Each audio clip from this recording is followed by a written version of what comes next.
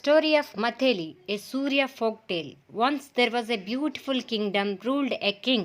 He had a beautiful daughter called Matheli. Although she was a princess, she had always wanted to be a farmer when she was a child. This made her father angry, and when she grew up, her father ordered her to leave the palace. I want you to experience how difficult life is outside this palace. Only then will you come to your senses, he said angrily. So Matheli packed the seeds that she had collected throughout her childhood and went to live in the woods. She built a little hut and began planting the seeds in the nearby field. It was hard work, but Matheli had help from three new friends, a cat, a parrot, and a spider. The cat hunted the rats in the field.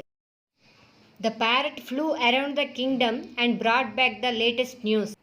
They all became good friends and lived together happily. It wasn't long before everyone in the kingdom was talking about Matheli's lush farm. This made the king furious and he went to Indra, the king of the gods. The king requested Indra to help him as he wanted to teach his daughter a lesson. Leave it to me, I will send down a drought. All the crops will dry up and die, said Indra.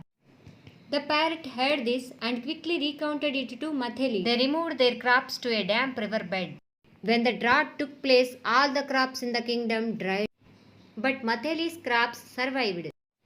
Indra saw this. I will send down a flood that should stop Matheli, he said. But again the parrot overheard Indra. This time Matheli and her friends planted their crops on the slope of the hill.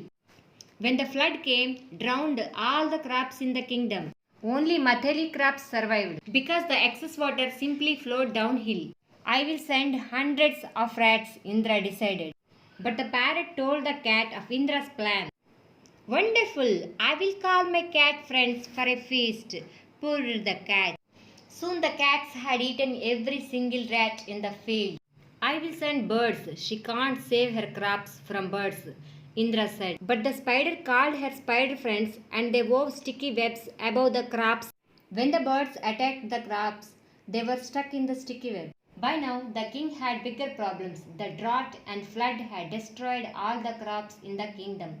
People were starving. The king went to Indra for help. You don't need my help. Your daughter Matheli is already feeding your people, said Indra. He took the king to the woods. There he saw Matheli and her friends giving away sacks of grain to everyone.